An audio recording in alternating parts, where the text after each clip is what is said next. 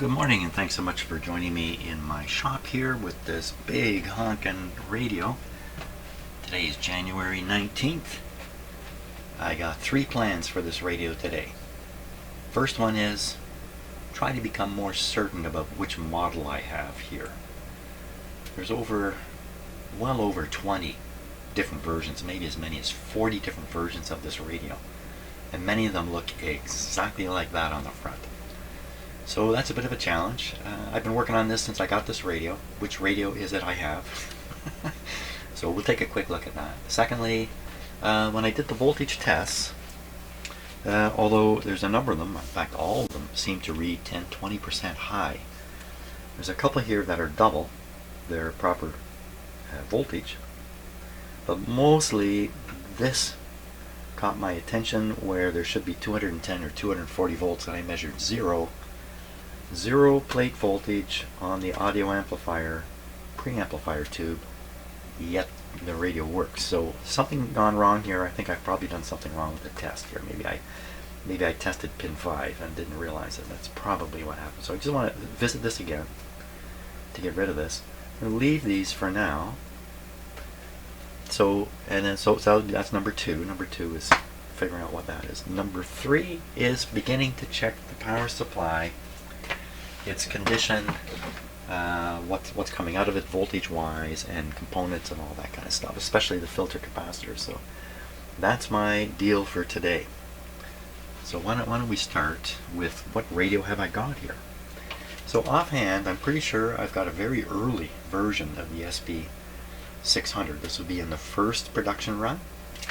The reason I can say that is because the label here says just JX. It doesn't say JX2 or JX4, or it just says JX. I know you can't really see it there. Oh, there we are. JX. There's my serial number, 2621. So this would be, the 2500th radio coming off the serial line. Out of the factory. These were started. They started building these in 1951. So this was probably built 51, 52. 53, I don't know, I can only guess at it. The problem is, with this radio, this particular one, is if this is a JX early version, then on the back here, we would find a fuse, and this is nothing more than a spare fuse holder. But in this radio, from looking at it earlier, this fuse is wired up and going somewhere. In later versions of this radio, the spare fuse became a real fuse with a rating, whose purpose I'm not sure, but I'm going to guess it's to protect the secondary side of this big transformer here. I don't know. On the schematic, it shows 3 amp fuse here, and when I checked the fuse out, it was in fact a 3 amp fuse. But since then I have read a couple times in the manuals, immediately changed the 3 amp fuse to a 1.6 amp slow blow fuse. Maybe that's why instead of no, I'm going to take that back. I was going to say maybe that's why the fuse in my power supply popped instead of the fuse here popping. But the fuse here shouldn't have popped. There's nothing wrong with the radio that would cause this fuse to blow. Well, that's kind of weird too. If this is a 3 amp fuse, how did I pop a 4 amp? How did I pop a 4 amp fuse in the back of my power supply, which I have not investigated yet? Power supply, my bench power supply.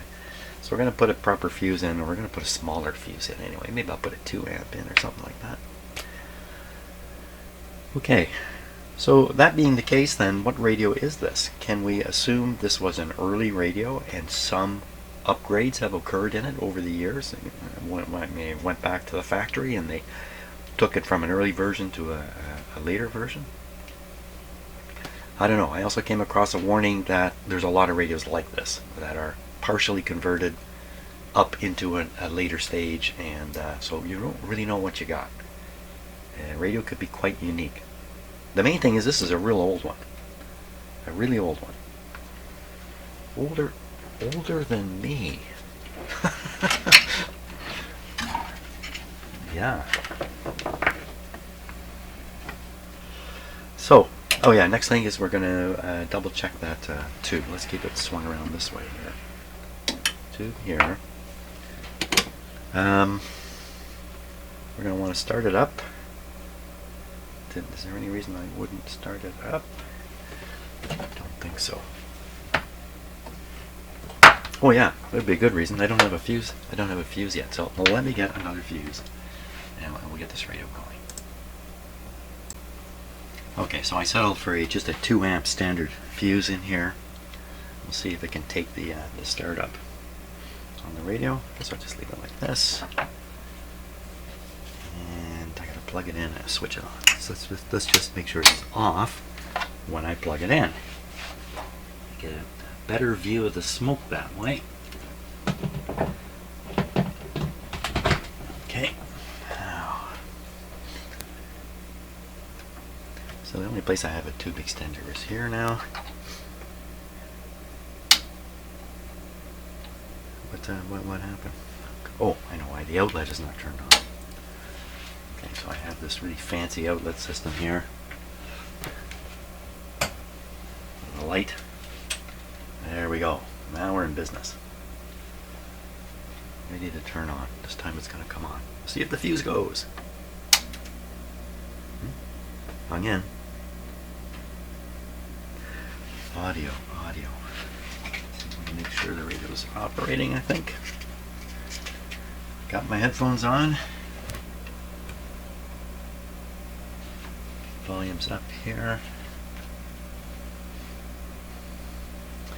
No antenna. Let's stick something on here.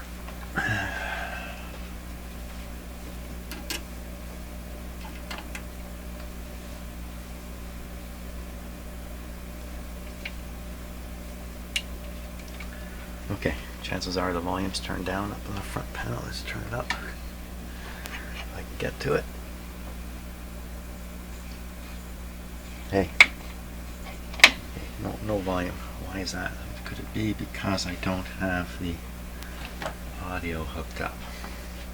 Yeah, that could be. Okay, volume's down here.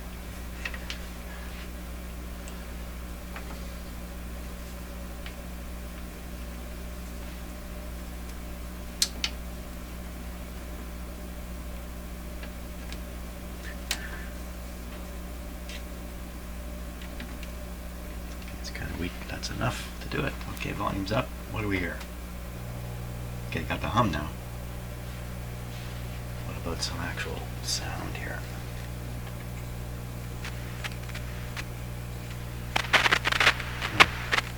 Dirt in the volume control, eh?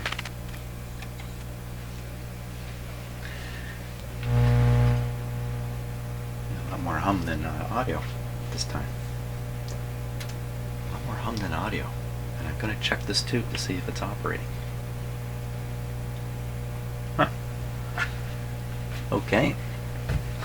First of all, heaters are on the tube. Now we're going to do the voltage measurement here.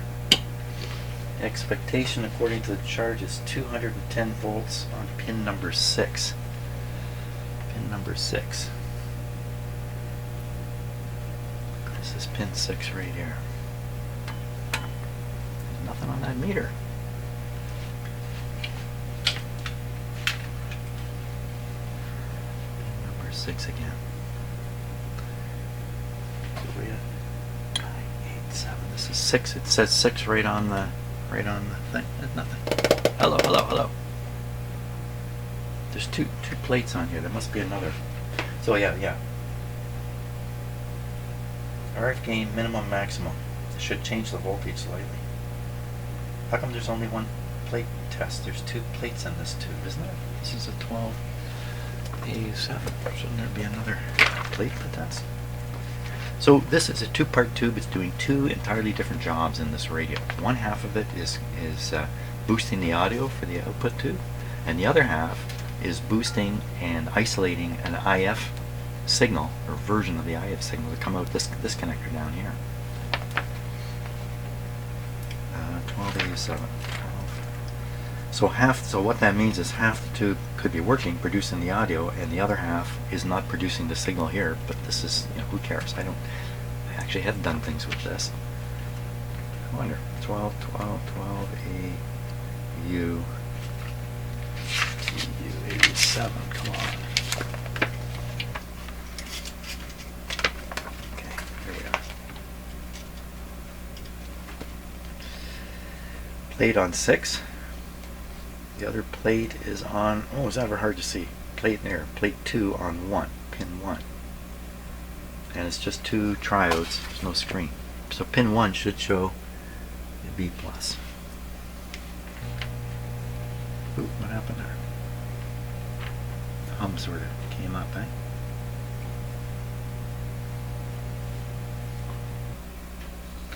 Probably something to do just with my audio arrangement. Pin number 1. Here we go. Holy jumper! Let's turn the volume down here. Usually I say something like, this could be noisy.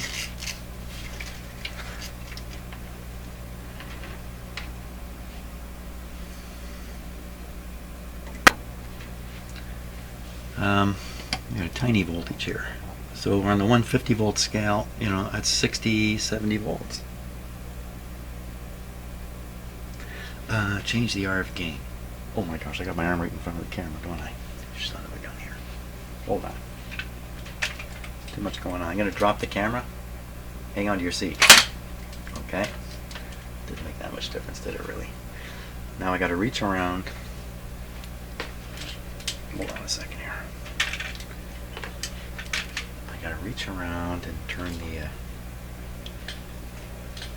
I'm going to reach right over top of the radio here.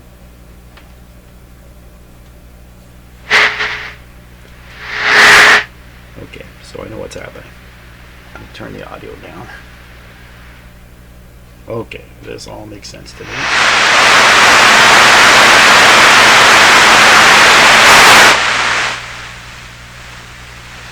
So what's happened here is I have the radio not on automatic volume control, but on RF manual control, RF gain manual control. There's a sweet spot in that control. And you go below it, you can't hear anything. And when you go above it, the radio cuts off. It goes into cutoff. It just shuts off. It becomes silent. The radio was in this, because the RF gain was set where it was in this cutoff position. Now it's in the sweet spot, which is why you can hear it. This voltage could vary. So you're moving these, like a lot of voltages up and down in this radio. Perhaps, if everything were correct, that RF gain wouldn't have a little sweet spot. It would have a big white. The whole thing would work as an RF gain. But for me, it's just a little sweet spot. It's always been like that in this radio. So in the case of the audio, let's be absolutely sure. Well, yeah, it must be audio because I heard it when I touched the pin down. We have a low plate voltage of 60 volts. It should be at least 210.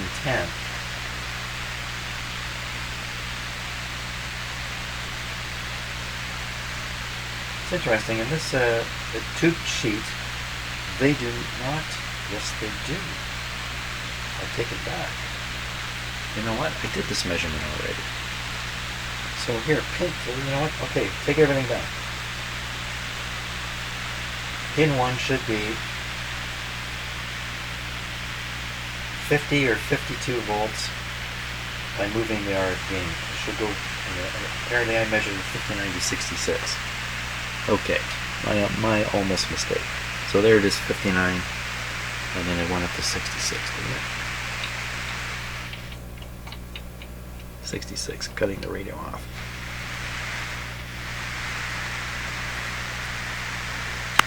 Okay. Okay, so what we have found is no B plus on pin 6. Okay, got myself quite confused here looking at that piece of paper, but I got it straight now. So that means no B plus here, no output from the IF thing. This is not an important issue for me right now. But interestingly enough, what you can do with this, you feed this to an SDR on your computer. And then you set the SDR to look at the IF frequency, which is 455 in this radio. And then you get a display on your SDR radio. You can stretch it out So your screen is kind of covering the whole inside of the IF. And you can watch as you tune the radio. You can watch signals grow into the IF and then disappear out the other side. It's really quite neat. I think it's helpful too. So that's one way you could use this these days. I think when they put that on there, they probably all agreed, the designers of the radio, that in the year 2020, people will be able to use their computer-driven radios. I'm sure they were thinking of that. So what to do next? So the next thing is all about the power supply. So from here, we're going to visit the schematic for a little bit, look at the power supply, and then we're going to get into it. This very big. We're not going to get into it. We're going to look at the wiring underneath, poke around, take some few voltage tests and stuff like that. So let's go to the schematic next. We'll take a quick look at a couple of websites that are worth referring to. So this one says Hammarlund Info, and this lists the different designations here and the years they were made and the like. So you can see they're all like in the 50s. The bulk of them, I think, were really made on these first contracts here. So mine, it says that many early SB600s were simply designated SB600JX, which is mine, because they would not label it with a 1, because it wasn't 1, it was the only one. Until the 2 came, then they started labeling it, with a 2 and a 3 and a 4. And I guess retrospectively you can consider this to be a 1. So mine's the early one here. Somewhere I've seen actual numbers and serial numbers and analysis of that. Couldn't find it just now. This is a great web page here. If you're doing what I'm doing, this is definitely a web page to look through. RadioBoulevard.com. And this guy goes into a lot of detail. He's done a nice job here, nice photographs and everything, showing all the parts. So see all these sort of styled capacitors. Mine had paper capacitors in here, and I've replaced them all. They're all replaced with the modern plastic molded yellow type capacitors. This is the RF deck once it's off the radio. There's all his capacitors there he's going to put in. Capacitors hidden all over the place. This is the big tuning drum that's inside under the cover of the top of the radio. Big turret that rotates and these little sections go into place and the magic happens. Sometimes buried deep inside RF cans are this kind of capacitor. You got to go in and get them. I did them all. So they're showing them all here. When I did all these years ago now. So I don't know what he's talking about here. X option, maybe it's something else first. So anyway, that's a great website. So if you've got one of these radios, you're following me working on mine, and you're thinking of doing stuff on yours. There's a ton of resources on the internet here that just won't quit. Let's just work our way back. So on the schematic here, we're going to study the power supply part of the schematic a little bit. Let me zoom in here.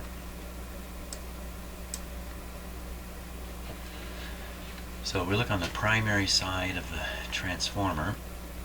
This one is showing wired up to the 117 point. Mine probably is wired to the same terminal. There's the slow blow 1.6 amp slow blow, and I have a 2 amp in there. And on, well, what schematic did I look at where it showed a 3 amp there? Just goes to show you there's lots of schematics floating around. These capacitors have all been replaced, so that's just contained on the primary. You plug it in the wall, you're energizing the primary only. The grounds are through these capacitors. Okay, now so they're showing the on-off switch with the dotted line linked to the volume control, or the RF gain control rather. Yeah, okay, no problem. Let's look at the different outputs here on the secondary side. First one's a 5-volt output for the main high voltage rectifier, and the resulting voltage is fired out here, runs through this dandy filter here, consisting of two choke coils, relatively small capacitors now, 20, another 20, and another 20. These two go to the chassis. This one's going to bend my mind looking at that. I don't know exactly what's going on with that, but something. But if I wanted to replace the filter capacitors in the power supply, it's just 3 20s. Pretty easy to do, and the voltage here on this particular line is 150 volts, because here's the voltage regulator. Come down here, so there must be a, what's happened to my schematic over here? Oh, there was some weird computer thing was going on. They don't clearly list the output voltages anywhere in here, do they? So I have another diagram to look at, which it's much clearer what the output voltages are. So we'll follow along through here. So off the plates is this C rectifier. We're going to try to create a negative voltage here with respect to the chassis. There you can see the capacitors have the positive side to the chassis. 10, 10, and 10. Again, these are easy to replace. The voltage coming out of here is only 50 volts. These are relatively small capacitors in modern day. You could easily do these.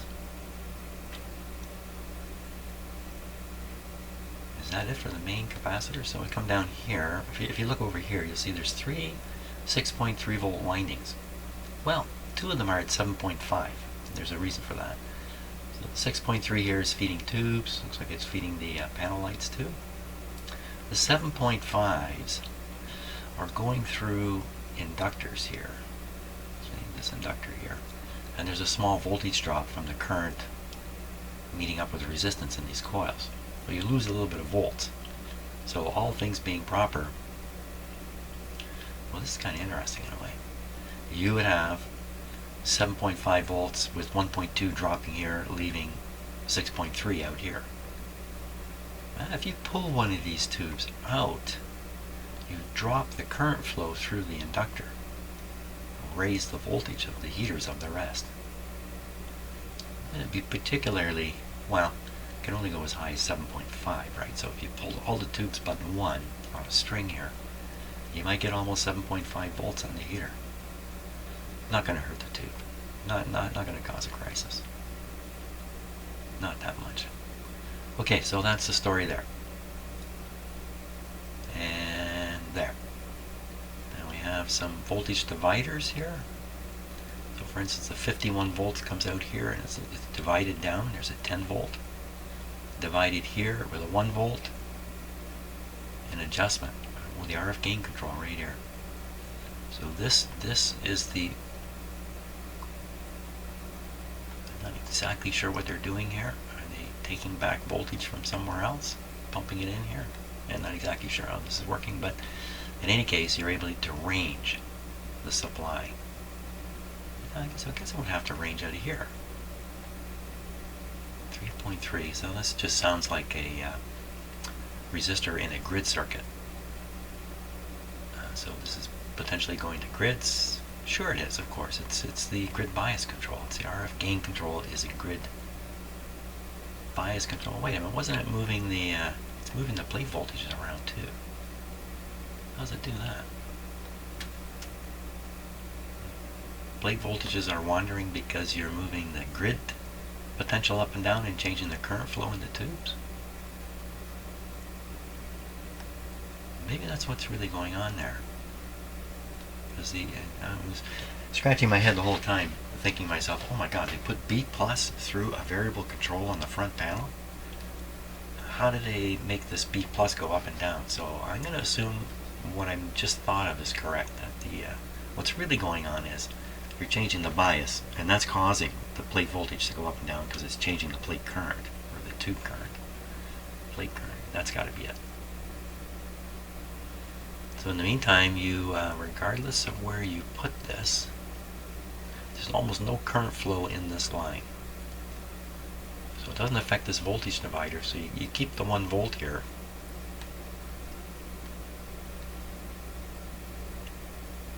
And we're not going to trace it all the way down. So in the case of the voltage regulator here, if you present it with let's say 160 volts here, it will bleed current to ground until the voltage drop across the gap inside the tube is 150 volts. As it bleeds current to the ground, it increases the amount of current flowing in the circuit, increases the voltage drop here, which will eventually settle the tube back to 150 here. Something of that sort's going on, something like that.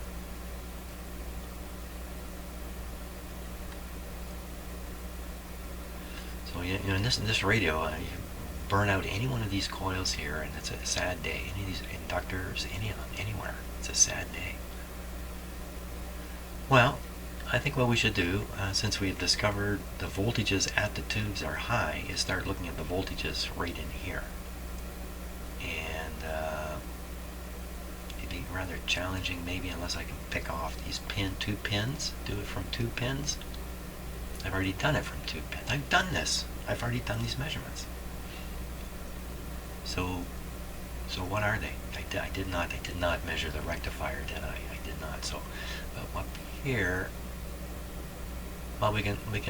It's not the 150 volts I'm worried about. That's regulated. It's down here. It's this thing. It's what thing? It's what thing? Where's the main B plus coming out of here? Oh, look, there's the 3/8 amp fuse right there. Just as I thought. So it's fusing the high voltage. That's good. And I think my fuse is a 3/8 amp fuse. That's protecting all these things I just said were at risk.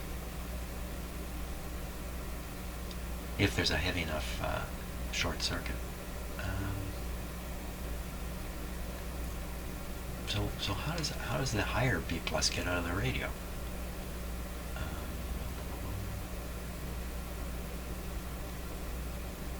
Here. So if you follow this line, this is the B plus for the output tube. Okay, so V17 is supposed to have 250 volts anyway on it. Should be getting 250 volts. So there's something to do with this arrangement here, which I don't quite follow. Yes, I do. They're just tapping off here. Yeah. There's nothing complicated here. So they're going through the first stage of the filter. Before this stage drops the voltage further, they're tapping it off here, so they're getting a fairly high chunk here. Now, what is it? It must say on here somewhere. It must. Give me a hint.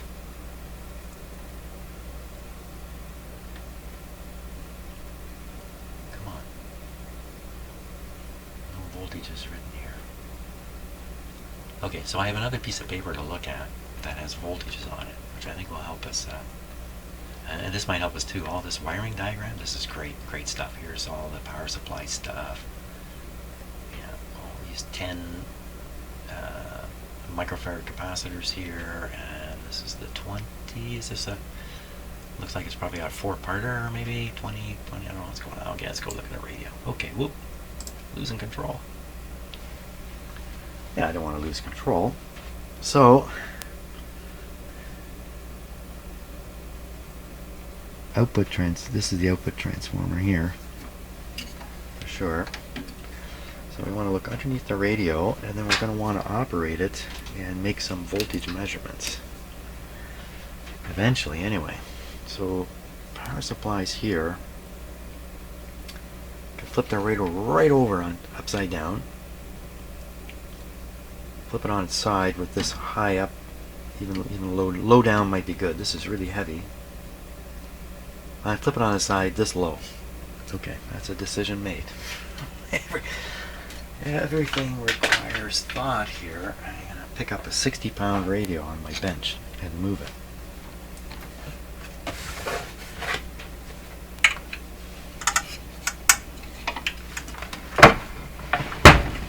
What happened?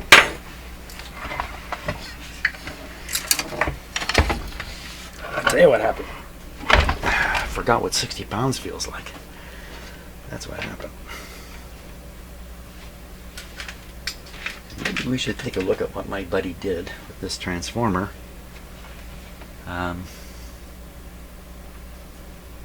So a lot of the wiring I did in here when I put in this big transformer, I used the only wiring I had, which was just ordinary lamp cord. When I was in college, in a dorm room, working on this, okay? So it wasn't exactly the best arrangement. You can actually see where this upper fuse makes a connection into the output of this transformer. Got a floating connection here to a resistor. I don't remember why I did these things. It was a long, long time ago.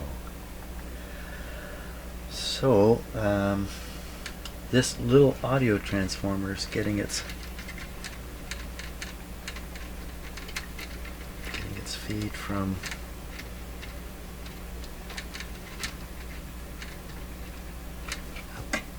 it's getting its feed from the back here. So it's taking the output, running it through the transformer, and then producing a impedance matched output here, which I really should be using this. Sorry, Mr. SH, I've ignored your work until now, but I think I'll probably go back to using this properly. So 20, 450 volt capacitor.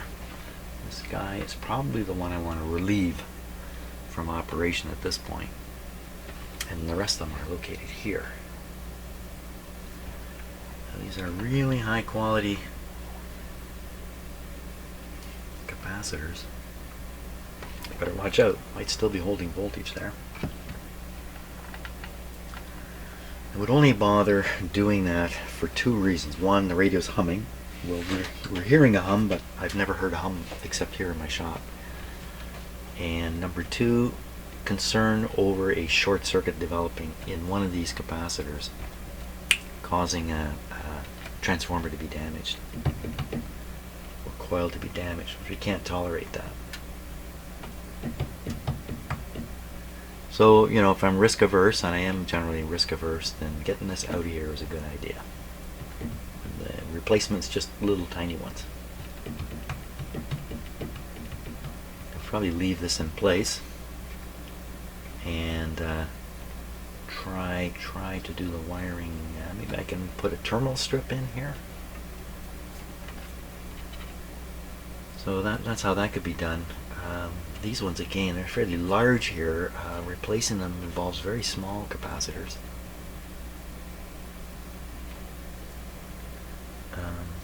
Just for interest's sake, this is grounded. This is the positive terminal, positive terminal, positive terminal, negative terminal. I think we saw a little of that on the schematic. This looks like a resistor I replaced. Who knows? Who knows what evil lurks in here? How do we measure the voltages? Well, we can certainly get at all of this. We can get at the top of this capacitor. That's pretty good. But we don't get what they're supposed to be. Because I said I had something to look at, which is the schematic, which has wandered off into my house. Okay, I'm going to stop for a minute and get the paper schematic on that. So just looking at the printed manual here, this is again a fantastic manual where they use a lot of words to describe every stage in the radio, diagrams and everything. It's really, this is just wonderful. So here's the power supply. Let's look at it again on this sheet. So we have the power coming in, the switch, the two filter capacitors grounded to the chassis here, 17. Fuse there, 3/8 amp. If we carry on, well, this is actually drawn better. It's easier. When they have this drawn over here, it's kind of confusing to me. I like it like this better. So we have the high voltage going to two places from the transformer, going to this tube and going to this tube, producing two different high voltage outputs. This isn't very high though. So Come here, there's the filter, capacitor, inductor, capacitor, inductor. There's the tap off, and there's the voltage. So I can find this point, I can compare it to this voltage. 280 to 305. Why the range? Why the range there? 280 to 305. That's 25 volt range. Is that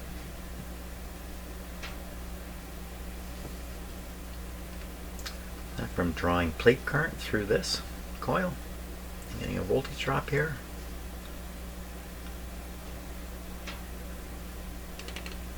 I don't know. Okay, and then we have the voltage here, 225, right off of here, and then we have a voltage coming on the oh yeah, so we can find them all here. 90 to 150. 90 to 150. Again, well, why wouldn't it just be a set voltage here? I was looking at this last night.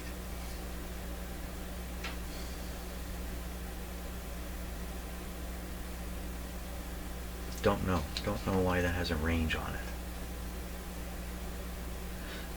So you see, earlier in my life I crossed out those two values and wrote in 20K and 56K. Down here it says, in radio receiver, all types other than 274C from serial number 487 72 is 20. This is a confusing statement. I think this is wrong, what I put in here. I think the actual value of these is 7,500 and 10K. I don't know what I did here. Again, this could be an example of where someone's come in and partially upgraded this radio to newer circuitry, causing me to be quite confused. Okay, so we look down here, again, heavily filtered, and I'm not using inductors here. I thought they were inductors on the other. No, I guess it's these inductors I'm thinking of. So using resistors here, lots of capacitance to get a really quiet voltage is going to be applied to the grids of tubes. So if there's anything going on here, you're going to hear it come out the speaker. So this is very important. This could be where the hum is coming from that I'm hearing. Here again is the RF gain control shown on the voltage divider upper resistor. So this keeps it from getting going too close to zero, I guess, is really what they're trying to do, stopping it here at, I guess minus 1 volt. And then they're sending the minus 1 volt somewhere, and a minus 10 somewhere. You can find all these, I think, if I hung long enough for it. Like some of this is right on this switch here. We have the RF gain switch, which I can find and measure on up here, so I can find 51 volts on the top of the RF gain switch. Okay, let's go see what it actually amounts to. Okay, audio's on. How about an antenna? Sure, why not? Give it a fighting chance here. Antenna on. And we can swing it around here and see what band are we on. We're on the 11. We're at 11. So right around here, we should be picking stuff up today. Ready? Here we go.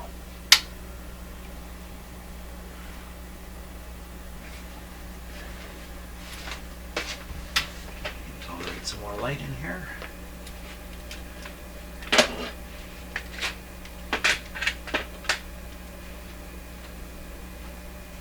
Oh, headphones. Headphones. Down. I'm going to put this on AVC for now. Okay, volume up.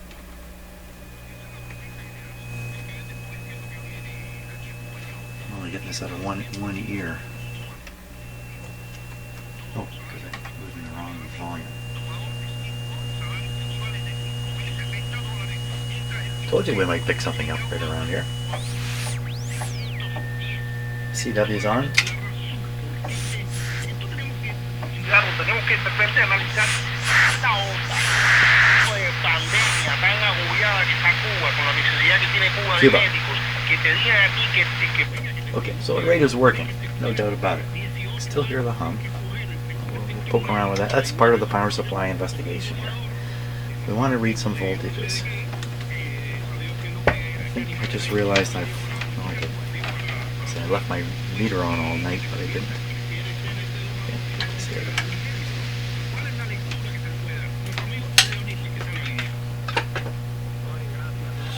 So the objective here is to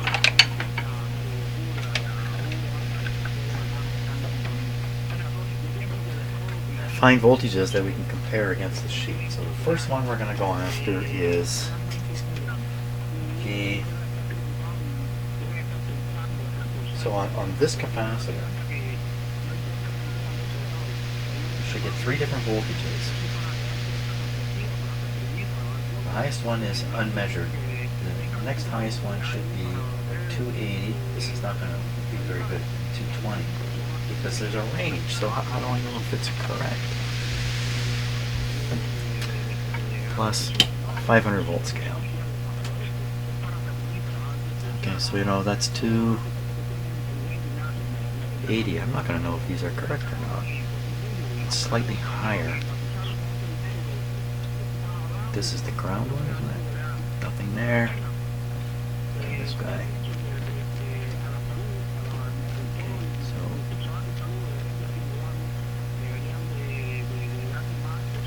So that's much higher than the rest. Ooh, careful what you're doing there too. That's 340. So that'll be the untapped first. First out of the gate. These two look exactly the same. This one's slightly lower. This is probably the second one. This is probably the third one. So this one I'm measuring at 290. Okay, we'll vary the. Well, I thought on ABC. Let's turn this off. ABC here. Watch what happens.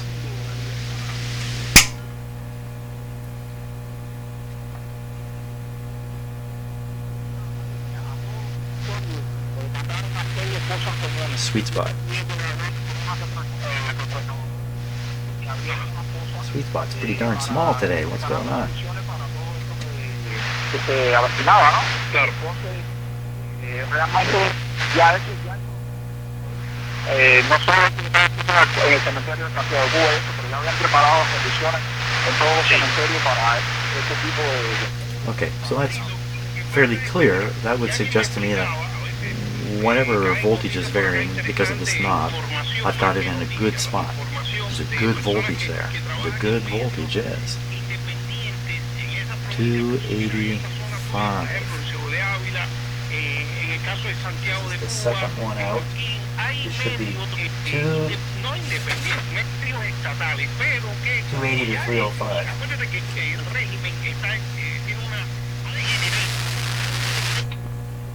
305. It's on the money.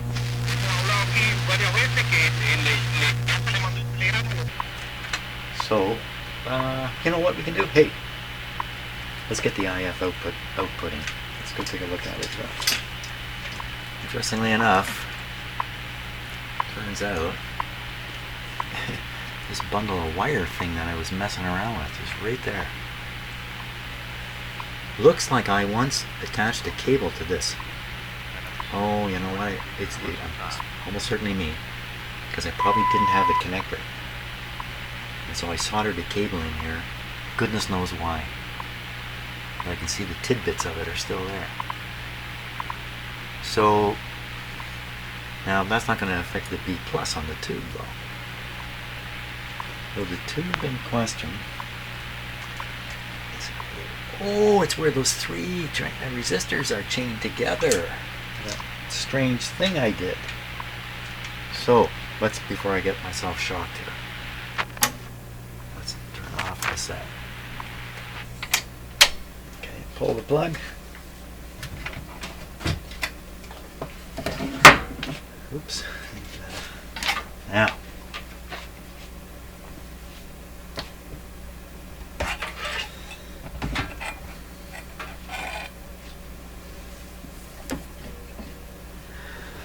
So, yes. There's a couple capacitors I changed way up in there. Oh my gosh. I can see one. It looks cold. It looks terrible. I did this under poor lighting conditions and everything in here. Oh, they look terrible. Let me get the close-up camera and really look at my terrible work here.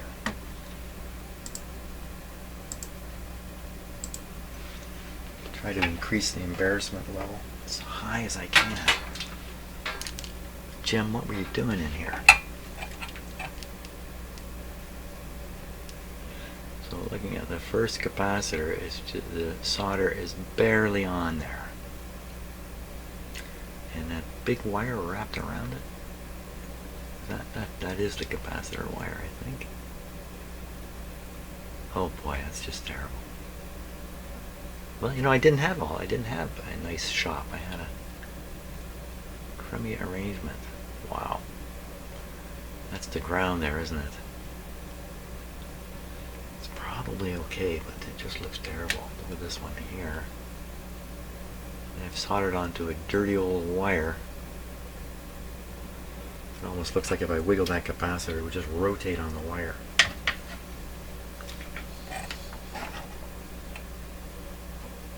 I don't think I can really test it here. You see the solder strikes from me trying to get a soldering iron in here. That seems to have taken. Oh, there's another one. Oh my gosh, I must have been going crazy doing this. I don't really remember. I remember it took a long time. It's another terrible one there. That's a ground terminal, is it? I think so, yeah.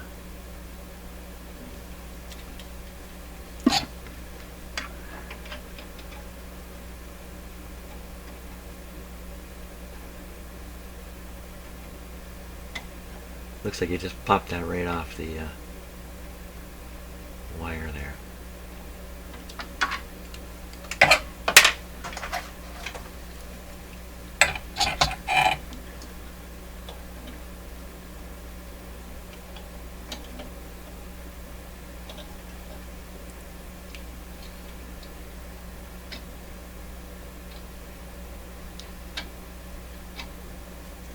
No, it's actually wrapped around the wire. It didn't get squeezed tight, but definitely that solder is just sitting on it. So it's probably working, but I'm not going to win a Nobel Prize for soldering with this kind of stuff.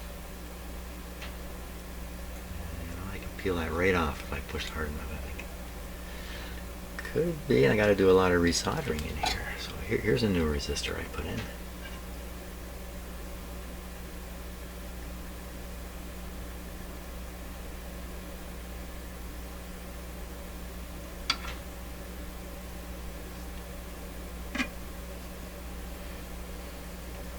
What about this chain of resistors?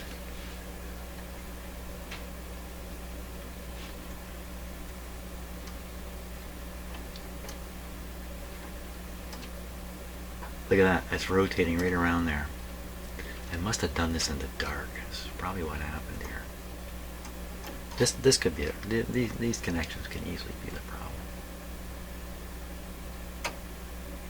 This one looks a little better. So why did I do the chain of resistors? Was it because I didn't have the right value and this is how I got there? I have to stop and figure out what resistor is supposed to be there based on the this one here.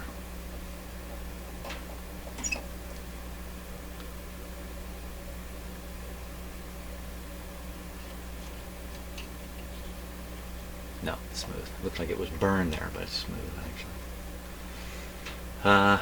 You know, I could just add up these resistors and go, that must be it, right? I think I better get my way all the way back to the schematic. Now, where does this go?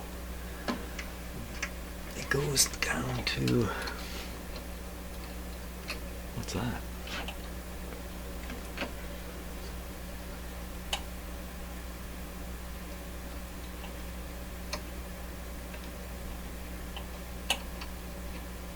burn mark there? Can't quite get it focused. Something is probably, you know what, that's probably a soldering iron strike. I probably hit it with a soldering iron. It's easy to see where this end goes. It's not so easy to see where the other end of this contraption goes.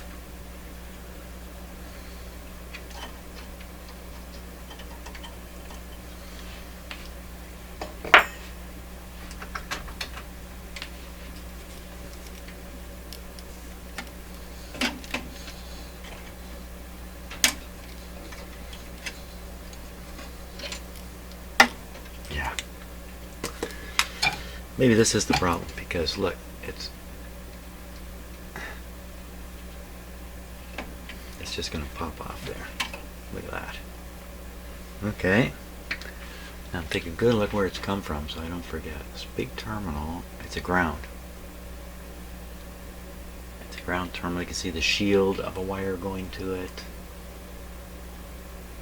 And this capacitor, because it's a ground. So grounds are a little hard on a schematic to trace to, but we're right on the 12 AU7 tube here, and can we figure out which terminal we're on? You can see the terminal numbers 8, 9. We're not on a terminal, we're on a ground right near it. So in fact, so really it's the other end I got to trace from. I can't trace from the ground. Okay, so the other end, I cut it off. Where did I cut it from? Come on, what did I? Here it is up here. Okay, so I cut it from there. So that's on a terminal strip. Okay, so we can probably identify some more crappy looking soldering here. How the heck did this radio work after I got done with it? I tested it after every couple capacitors. So we just find which terminal strip this is, and it's, you know, pin number 3 in from the left. And we'll identify the resistor, and then we'll know the value, and then I'll be able to replace it properly. Okay, let's jump right to the schematic here. Oh, this is even easier looking at this up in this end of the radio. Yeah, this is actually much better, much better. So we're looking at V16. There's the ground terminal. A pile of stuff hooked up to it. Here's a resistor right there, but it's going the wrong way. My resistor hooks up here to the third. 1, 2, 3. The second? Is it the second? It's the third. I'm on the wrong strip. It's the third up here. 1, 2, there's nothing there. Oh no, they've used it as a... Come on. Well, we're gonna have to maybe deduce that this is the wrong.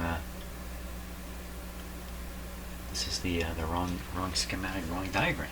Let's look at the schematic. We're really dealing with. Oh boy, when we look at a schematic, you know, these parts are kind of floating out there. So now we want to look at V16. V16.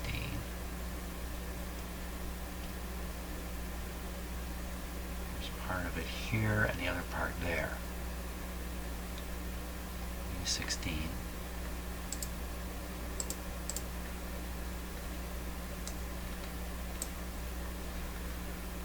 And what we're trying to deduce now is the value of the resistor connected to a terminal strip. See, they're not showing terminal strips here at all. So I got to get from something on this diagram like a 2-pin into the area I want to try to trace. And it's just not going to happen.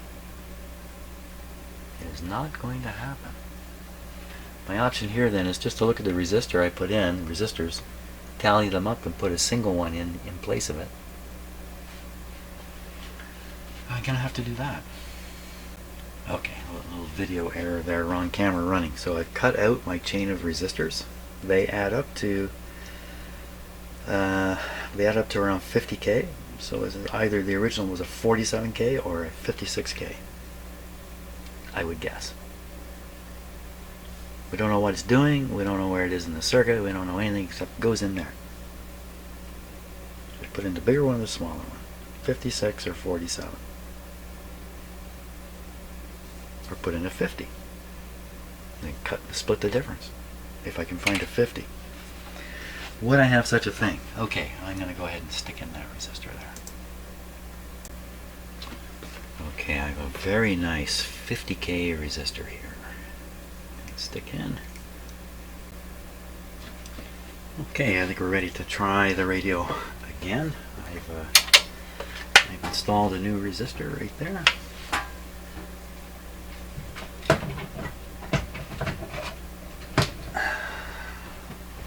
There we go. Oh, get your ring side in case there's some smoke. We don't want just the smoke. No smoke. You know, another thing I could do in here at this point is a heat run test and see where the hot spots are. That might be interesting to do. I'll do that tomorrow. For now, oh, headphones. Headphones on. What do we hear?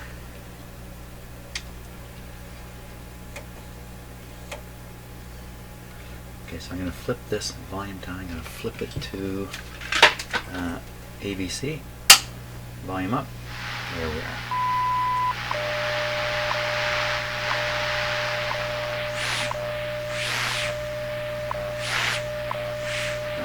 It's picking it up better, but I think that's probably just conditions changing outside. Very good.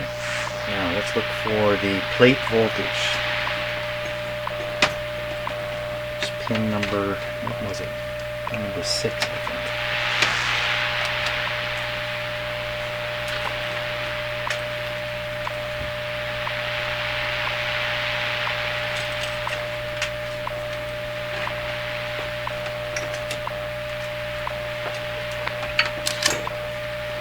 Pin number 6. Come on around. Oh! What happened? It's just this. Pin number 6. Let's swing this around a long ways here.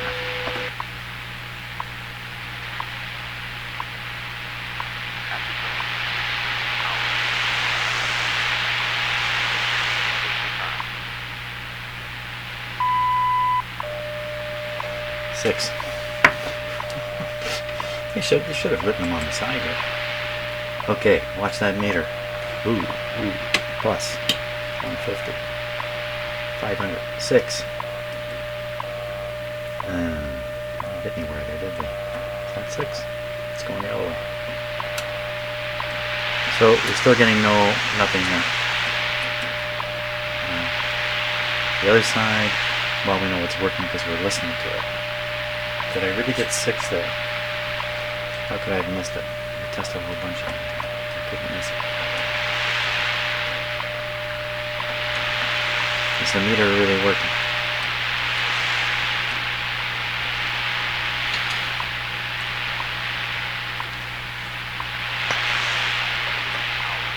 I thought that was 1. This is 1. A little noisy. There's the voltage there. Meter's working. So we still have no output here. Yeah. Oh. Too many wires in this shot to stumble on. Okay. Very good. Hey, should we just spin around the band here just for a moment? Why not? Why not? Let's do that.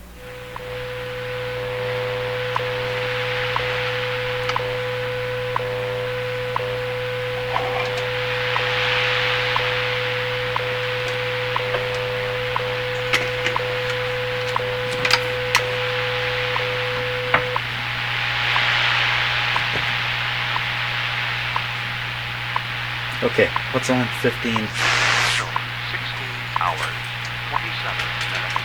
Coordinated Universal Time.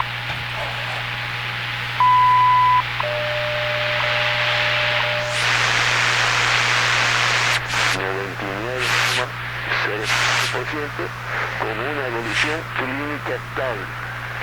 Ayer, finalmente, se logra un balance positivo. It's very distorted, but I think that's the transmission.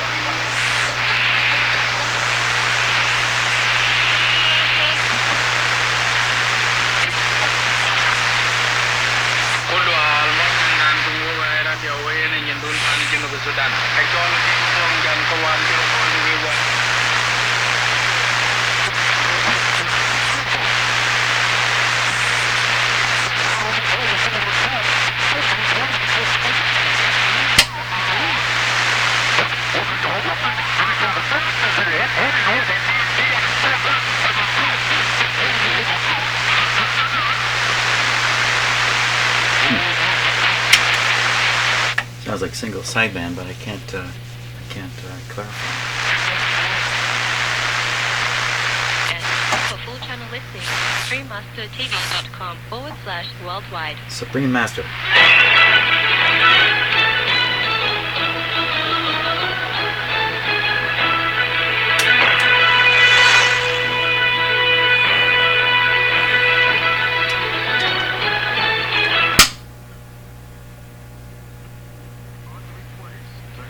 Photographers, camera persons, individuals, everywhere in the world, for all your contributions and news that bring hope to humans and animals, thus uplifting the atmosphere of our planet. May heaven bless your noble endeavors and protect you always, especially while on challenging duty.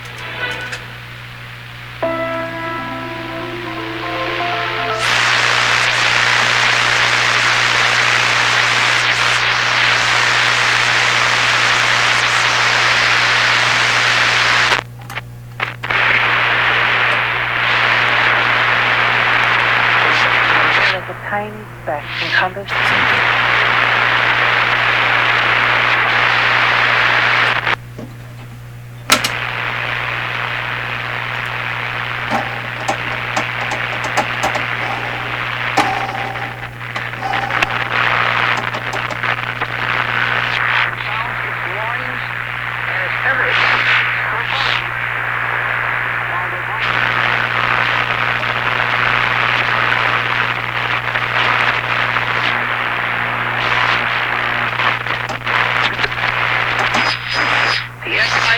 As well, the sound, its warnings, and its evidence so boldly, while the Bible is being preached in an uncompromising and powerful manner. Okay, that's enough radio fun for now. I mean, it is, as you can see, it's 11:30 in the morning. It's just about the worst time to be checking out shortwave. So thanks a lot for watching to this point. I'm not sure what we're going to do next. Do something next. See you on the next video.